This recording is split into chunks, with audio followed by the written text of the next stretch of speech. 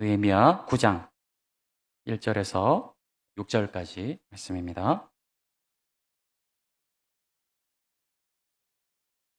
한 절씩 교독하겠습니다. 그달 29날에 이스라엘 자손이 다 모여 금식하며 굵은 베옷을 입고 티끌을 무릅쓰며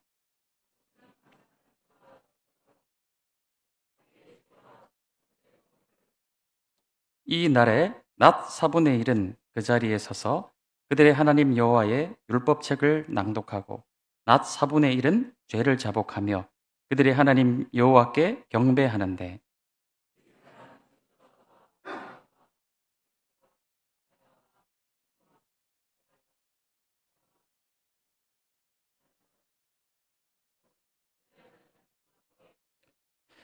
또 레위 사람 예수아와 감미엘과 바니와 하삼느야와 세레바와 오디야와 스바냐와 브다히야는 이르기를 너희 무리는 마땅히 일어나 영원부터 영원까지 계신 너희 하나님 여호와를 송축할지어다.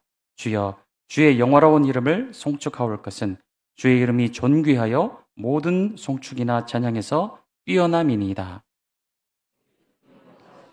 하늘과 하늘의 하늘과 1월 성신과 땅과 땅 위의 만물과 바다와 그 가운데 모든 것을 지으시고 다 보존하시오니 모든 천군이 주께 경배하나이다.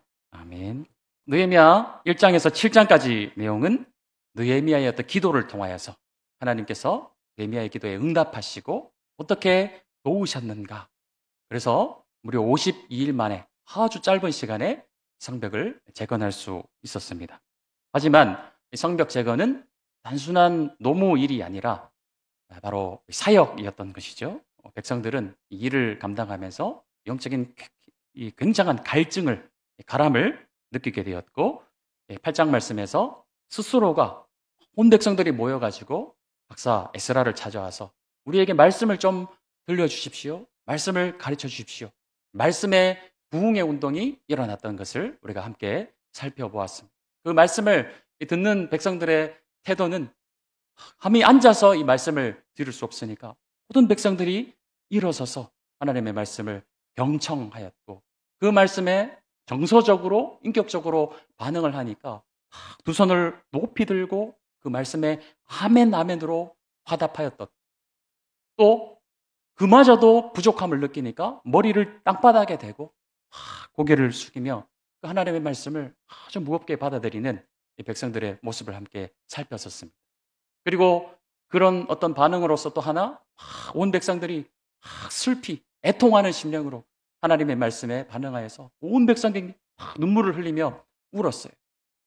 레위 사람들이 들어가서 그러나 오늘은 주님의 날이다. 우리가 기뻐하며 즐거워하자. 울던 백성들이 이제는 기뻐하며 즐거워하며 말씀에 또 정서적으로 반응하는 모습을 8장에서 우리가 함께 살펴보았습니다. 예배의 부흥이 시작이 된 것이죠. 말씀의 부흥이 시작이 된 것입니다. 그래서 오늘 1절 말씀을 보면 그 예배와 말씀의 부흥이 무엇으로 연결이 되는지 1절 말씀에서 이렇게 가르쳐 줍니다. 그달 29날에 이스라엘 자손이 다 모여 금식하며 굵은 베옷을 입고 티끌을 무릅쓰며 라고 말씀하고 있어요. 굳이 이 모양새가 어떤 모양새인지 설명하지 않아도 이것은 백성들이 스스로 하나님 앞에 겸비하는 것이죠. 겸비하여서 회개의 모양으로 하나님 앞에 나아가고 있는 바로 그 모습이 나타나기 시작한 것입니다. 그래서 우리가 이 말씀의 흐름을 보게 되면 말씀의 부흥 뒤에 반드시 따라오는 것이 무엇입니까? 바로 하나님을 향한 회개, 끊임없는 회개가 터져 나오는 이 백성들의 모습을 우리가 말씀을 통해 보는 것이죠. 성경에서 우리 하나님의 말씀에서 가장 교만한 사람을 누구라고 말씀하고 있느냐? 바로 자신이 스스로 의롭다고 생각하는 사람. 우리가 신약 시대에는 대표적으로 바리새인을 들 수가 있겠죠.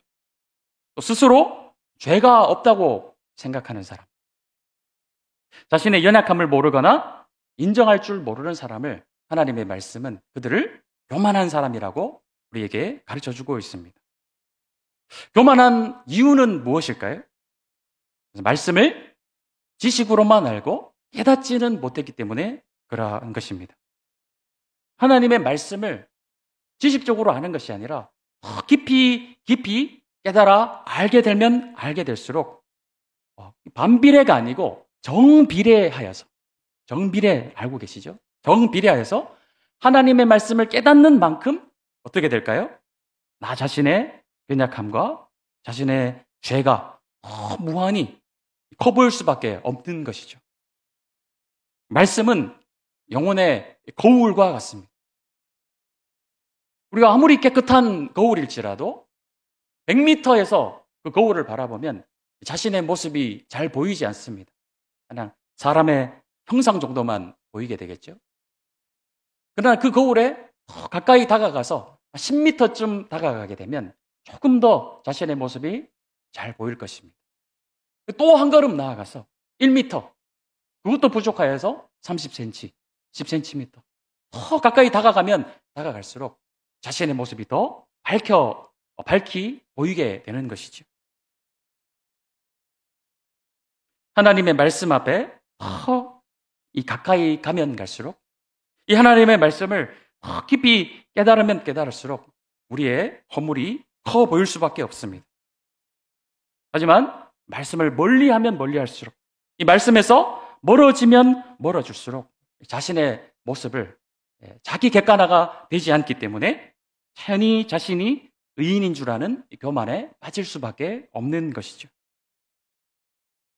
때로는 세상을 살아가다 보면은 교회를 다니지 않는 크리스천이 아닌 분들 가운데서도 꽤 도덕적이고 윤리적인 이 삶을 사시는 분들을 많이 만날 수 있어요.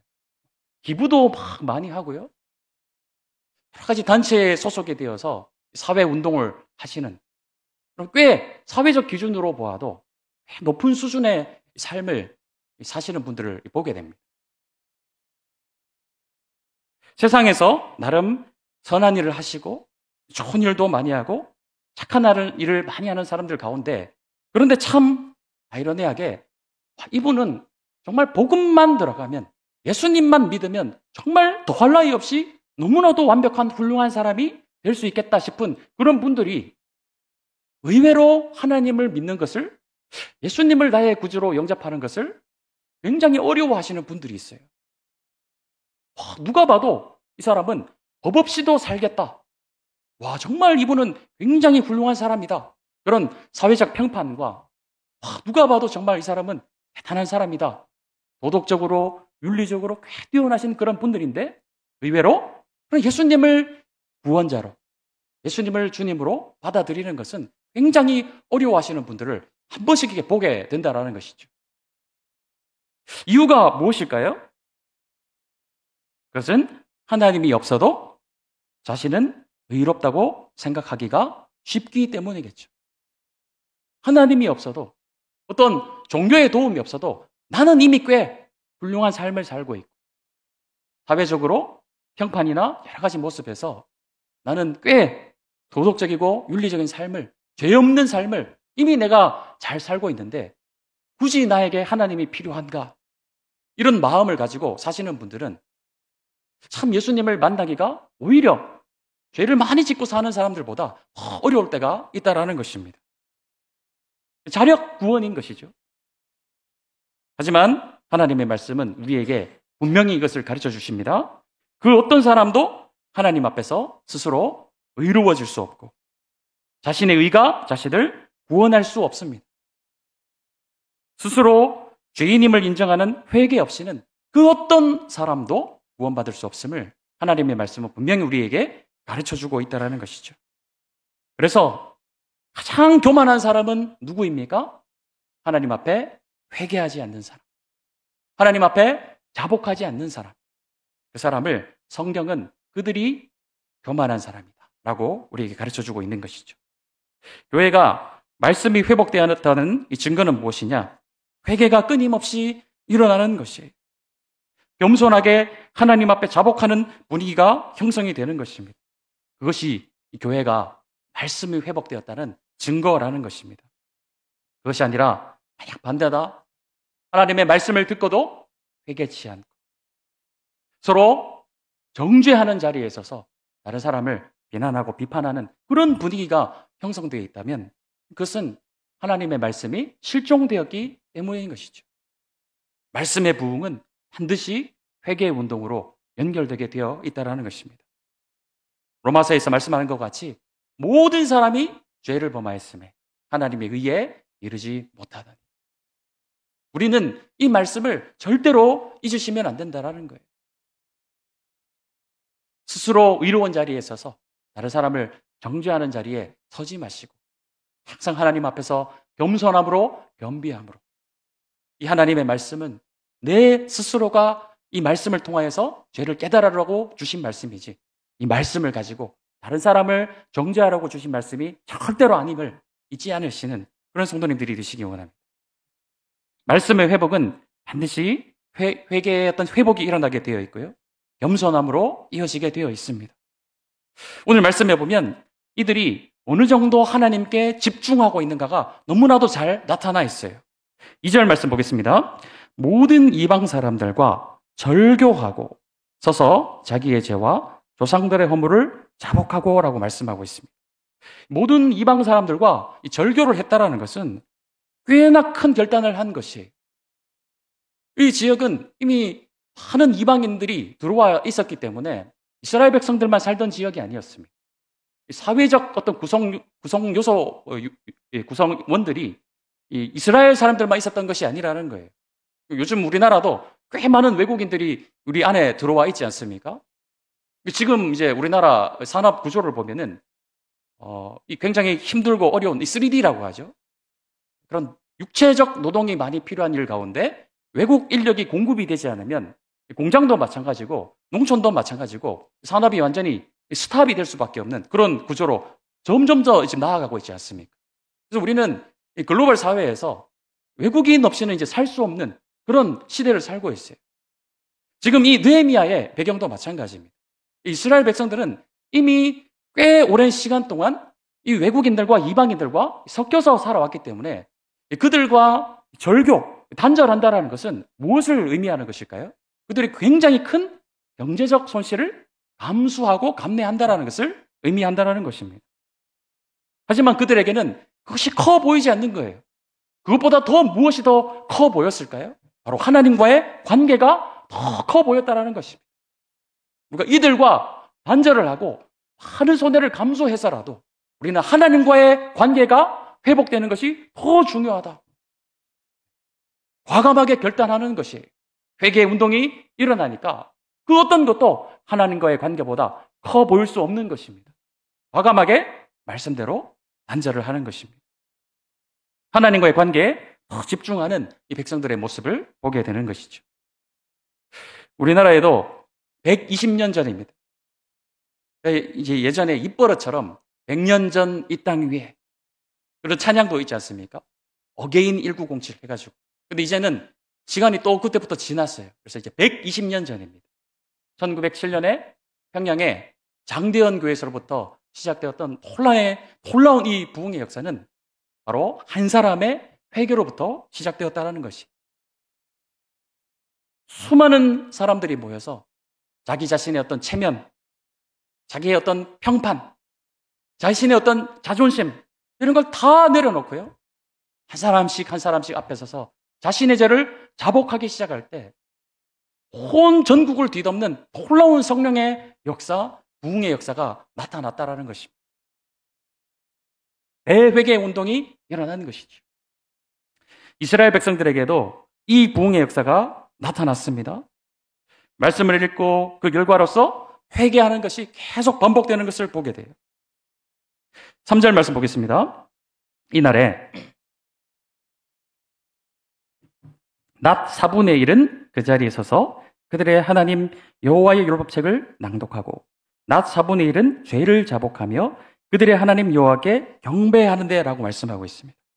낮 4분의 1은 지금으로 하면 약 3시간 정도를 의미하는 것이 오전 6시부터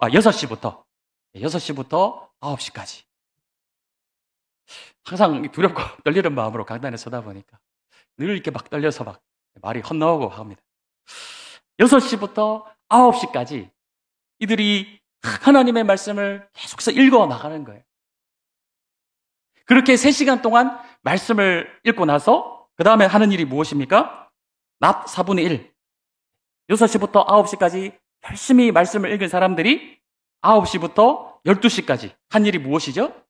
또 자복하며 하나님께 경배하는, 말씀을 읽고 회개하고 또 말씀을 읽고 회개하고, 말씀의 부흥이 회개의 부흥으로 계속해서 이어져서 이것이 반복되는 패턴으로 나타나는 것을 보게 되는 것입니다.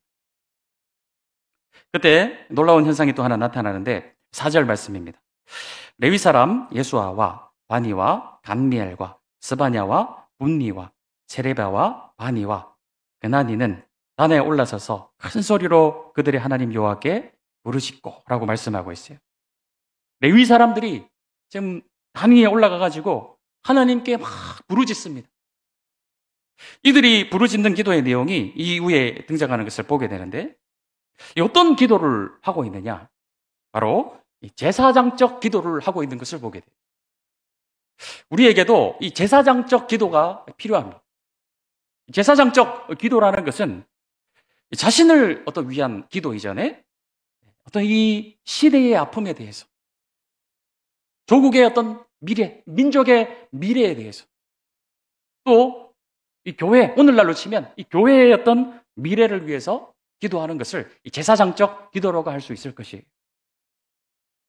언제까지 나만을 위해서 기도할 것인가? 물론 자기 자신을 위해서 당연히 기도해야 되겠죠. 부흥의 역사가 나타나니까 자신만을 위해서 기도하는 것이 아니라 이 시대의 아픔과 나라와 민족을 위해서 기도하는 기도의 운동이 확 일어나고 있는 것이에요. 우리가 함께 모여서 기도할 때 당연히 나와 내 가정을 위해서도 기도해야 되겠지만 교회와 이 나라와 민족을 위해서 정말 우리가 많이 기도해야 할 것입니다. 우리나라 안에 참 여러 가지 반목이 나타나는 것을 보게 됩니다. 정말 정확하게 절반으로 나누어져 있지 않습니까? 이 좁은 땅덩어리인데도 정말 정확하게 거의 절반으로 나뉘어져 있어요. 동성애와 같은 하나님으로부터 너무나도 많이 멀어진 채로 살아감에도 자신들 스스로가 얼마나 이 어두운 가운데 살고 있는지를 깨닫지 못하는 그런 수많은 영혼들이 있지 않습니까? 온갖 중독에 빠져서 헤어나지 못하고 있는 그런 젊은 심령들이 얼마나 많이 있습니까? 또 우리 한국 교회를 위해서도 기도해야 되고 북녘 땅을 위해서도 기도해야 되고, 우리가 정말 기도 제목을 찾기 시작하면 기도 제목이 끝도 없는 것이죠. 저는 우리 농공교회에 와서 참 감사한 것 중에 하나가 금요 기도회 때마다 기도의 제목들을 쫙 이렇게 함께 기도할 수 있다는 것이 너무나도 감사했어요. 우리가 금요 기도회가 점점 이제 숫자가 기도하시는 분들이 더 많이 모이는 것이 너무나도 감사한 일인데, 최소 우리 교회 구성원들 가운데 적어도 지금보다 더 많이 모여가지고 적어도 3분의 2 이상은 금요일마다 모여가지고 정말 이 제사장적 기도를 하나님 앞에 올려드리고 또 주일 예배를 위해서 또 하나님 앞에 기도하고, 그래서 이 금요일 저녁은 주말이 아니라, 우리가 불금 이런 말이 있는데 그것이 아니라 정말 주말에 있을 예배를 위해서 금요일 저녁부터 준비하면서 제사장적으로 우리가 함께 모여 하나님 앞에 부르짖는 그런 정말 아름다운 영적인 문화가 우리 농공교회에 잘 뿌리 내리게 될 때, 우리 교회가요, 우리 단순한 이 공동체를 넘어서서 이 지역을 책임지는 그런 농공교회 금요기도회가 될 줄로 믿습니다. 그것을 위해서 나만 금요기도회에 오겠다가 아니라 기도의 자리에 나오지 못하고 있는 분들에게 정말 서로 이렇게 권면하여 가지고요, 어린아이에서부터 시작해서 노년의 일까지 기도의 운동이 일어나서 나 자신을 위해서 기도하고, 가정을 위해서 기도하고, 한국 교회를 위해서 기도하고, 이 나라와 이 민족을 위해서 막 마음껏 부르짖는 그런 교회가 되었으면 좋겠어요. 이렇게 우리 교회가 기도한다면 하나님께서 우리 교회에 전무후무한 놀라운 부흥의 역사를 부어주실 줄로 믿습니다. 우리 교회가 그런 큰 영향을 감당하는 교회가 되었으면 좋겠어요.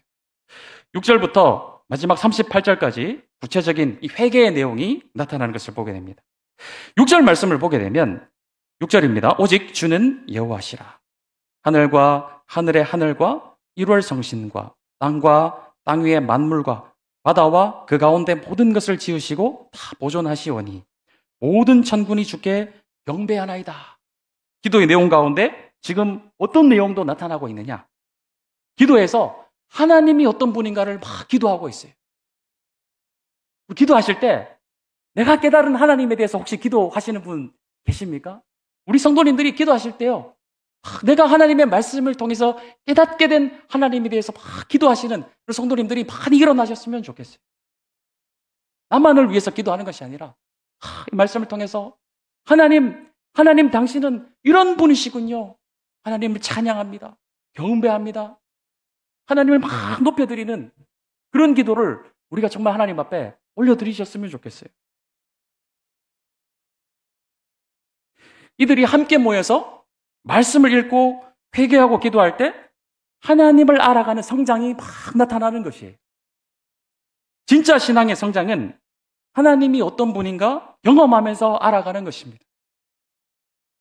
아이들도 자라면서 이 부모님의 마음을 알아가는데 아주 긴 시간이 걸리죠. 저도 아이를 이제 키워보니까 겨우 우리 부모님이 참 많이 저를 키우면서 힘드셨겠구나 깨달아가는 중입니다. 그래서 저도 이제 아이를 키우고 있는데요. 이 아기 영유아 시절에 또 힘듦이 있지 않습니까? 그래서 이제 초등학교쯤 돼가지고 이제 한시름 놓으려니 했는데 또 그때에 찾아오는 그 어려움이 있어요. 그래서 이제 사춘기를 막 이제 시작을 하더라고요. 그래서 이 육체적인 어떤 힘듦보다 이 정서적으로 부딪히는 이 힘듦이 더 힘든 것을 보게 돼요. 그런데 이제 저 위에 윤 전도사님은 또 이제 중고등부 아이를 키우다 보니까 이제 그 아무것도 아니라고 이야기하셔서 앞으로 이거 어떻게 해야 되나. 아이를 키우면서 부모님의 마음을 알아가고 있는 중이에요. 그래서 정말 이 자녀들을 다 키우신 어르신들에 대해서 또 존경하는 마음이 커지게 되는 것을 보게 됩니다. 그러니까 우리가 인생을 살아가면서 우리 위를 다 경험하셨던 그 어른들이 어떻게 사셨는가를 알아가게 되는 것이죠. 하나님을 알아가는 데는 어느 정도 시간이 걸릴까요? 그러니까 평생 우리 부모님이 어떻게 사셨는지를 평생 70년, 80년 살면서 알아간다면 영원 전부터 계셨던 그 하나님을 알아가는 데는 어느 정도 시간이 걸릴까요? 영원 무궁히 우리는 하나님을 알아가야 되겠죠.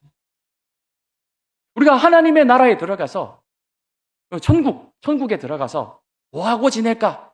그 영원한 시간에 우리 뭐하고 지낼까? 혹시 걱정되는 분 계십니까? 전혀 걱정하지 않으셔도 됩니다. 영원 무궁한 그 하나님의 시간을요, 우리는 하나님을 알아가는 기쁨 가운데 영원히 무궁히 하나님을 계속해서 알아가게 될 거예요. 이 세상에서 경험할 수 없는 그 어떤 기쁨보다도 가장 큰 기쁨, 하나님을 알아가는 그 기쁨을 영원히 무궁히 우리에게 주어주시는 그 나라, 그것이 바로 하나님의 나라입니다. 기대되지 않으십니까? 하나님을 만났을 때 막 질문할 것들 너무나도 많이 있지 않으세요? 아니, 창세기를 읽다 보니까 가인이 어디서 아내를 만났죠? 하나님, 선악과를 왜 하필 만드셨습니까? 그런 질문들 막 떠오르지 않으세요?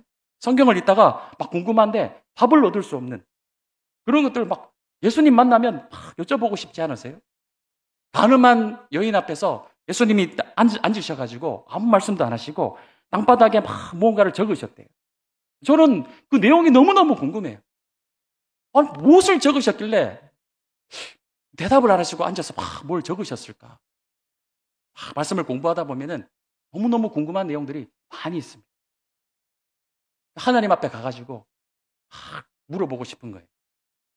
그런 것들을 영원히 무궁히 하나님을 알아가는 그 하나님의 나라 기대되고 소망이 되는 것입니다. 하지만 이 말씀을요, 지식적으로 하는 것이 더 위험한 것이죠. 삶에서 하나님을 경험하는 것도 굉장히 중요합니다. 그로 인해 필요한 것이 무엇이냐? 이 순종의 삶과 고난이 반드시 우리에게 필요한 것입니다. 지금 이 이스라엘 백성들은 지식적으로만 하나님을 아는 것이 아닙니다. 성벽 재건의 과정이 얼마나 힘들었습니까? 주변에 산발랏과 도비아 같은 사람이 막 조롱을 하고 비웃고 그것으로도 안 되니까 느헤미야를 막 암살하려고도 했고요. 실제로 막 물리력을 동원해서 막 쳐들어오려고 하니까 그냥 이 성벽을 중수할 수 없어서 한 손에는 창을 들고 한 손에는 막 일을 하고 그렇게 어렵게 온 백성들이 전력을 다해서 성벽을 중수하는 그 과정 가운데 하나님이 어떻게 우리를 도우시고 인도하셨는가? 우리를 보호하셨는가? 하나님의 그 놀라운 역사를 경험하였기 때문에 이 백성들이 고난 가운데 성장을 한 것입니다. 말씀을 지식적으로만 아는 것이 아니라 그 하나님의 말씀을 알고 그 하나님을 경험하게 되니까 실질적인 성장이 이루어진 것이. 그러니까 그 기도 가운데 어떤 내용이 나오고 있는 것입니까? 하나님은 바로 이런 하나님이시군요. 기도 가운데 굉장히 성숙한 기도가 나오는 것을 보게 되는 것이죠. 물론 우리 자신을 위해서 내가 하나님 앞에 간구해야 될 것들 당연히 기도해야 됩니다. 그러나 그 이전에 내가 섬기는 하나님, 내가 경외하는 그 하나님은 이런 하나님이시군요. 그 하나님을 찬양합니다. 그 기도가 우리 기도 가운데 자연스럽게 나오시는 그런 성숙한 성장하시는 그런 우리 성도님이 되시기를 예수님의 이름으로 축복합니다. 조금만 더 오늘 본문을 통해서 하나님을 알아가면 하나님이 또 우리를 어떻게 양육하시는가가 잘 나타나요. 13절, 14절 말씀 보겠습니다. 13절입니다. 또 시내산에 강림하시고 하늘에서부터 그들과 말씀하사 정직한 규례와 진정한 율법과 선한 율례와 계명을 그들에게 주시고 14절입니다. 거룩한 안식일을 그들에게 알리시며 주의 종 모세를 통하여 계명과 율례와 율법을 그들에게 명령하시고 하나님이 어떤 하나님이십니까? 친히 말씀으로 그 백성들을 가르치시는 하나님이시다. 다시 한번 권면드리지만 우리는 끊임없이 하나님 알기를 힘써야 하나님께로부터 멀어지지 않는 것이. 15절 말씀 보겠습니다. 그들의 굶주림 때문에 그들에게 양식을 주시며 그들의 목마름 때문에 그들에게 반석에서 물을 내시고 또 주께서 옛적에 손을 들어 맹세하시고 주겠다고 하신 땅을 들어가서 차지하라 말씀하셨사오나 하나님 어떤 하나님이십니까? 굶주릴 때, 목이 마를 때 먹을 것을 주시고 마실 것을 주시고 공급하시는 시와 때를 따라서 공급하시는 하나님. 이 기도를 통해서 이들이 무엇을 지금 고백하고 있느냐? 모든 공급은 하나님께로부터 나온 것이다. 인정하는 그 신앙으로 지금 이 기도를 주님 앞에 올려드리고 있는 것이 감사하는 것이죠. 모든 공급의 원천은 하나님이십니다. 감사의 기도를 올려드리는 것입니다. 16절에서 19절 말씀을 좀 잠깐 빠르게 읽어드리겠습니다. 16절에서 19절 말씀입니다. 그들과 우리 조상들이 교만하고 목을 곧게 하여 주의 명령을 듣지 아니하고 거역하며 주께서 그들 가운데서 행하신 기사를 기억하지 아니하고 목을 굳게 하며 패역하여 스스로 한 우두머리를 세우고 종되었던 땅으로 돌아가고자 하였나이다. 그러나 주께서는 용서하시는 하나님이시라 은혜로우시며 긍휼히 여기시며 더디 노하시며 인자가 풍부하심으로 그들을 버리지 아니하셨나이다. 또 그들이 자기들을 위하여 송아지를 부어 만들고 이르기를 이는 곧 너희를 인도하여 애굽에서 나오게 한 신이라 하여 하나님을 크게 모독하였사오나 주께서는 주의 크신 긍휼로 그들을 광야에 버리지 아니하시고 낮에는 구름 기둥이 그들에게서 떠나지 아니하시고 길을 인도하며 밤에는 불기둥이 그들이 갈 길을 비추게 하셨사오며. 무엇을 말씀하고 있습니까? 이 백성들이 목이 굳어가지고 늘 하나님께 불순종하며 원망하며 불평하며 심지어 우상을 숭배하기까지 했는데도 불구하고 하나님은 어떤 하나님이십니까? 그들을 용서하시는 하나님이시라는 거예요.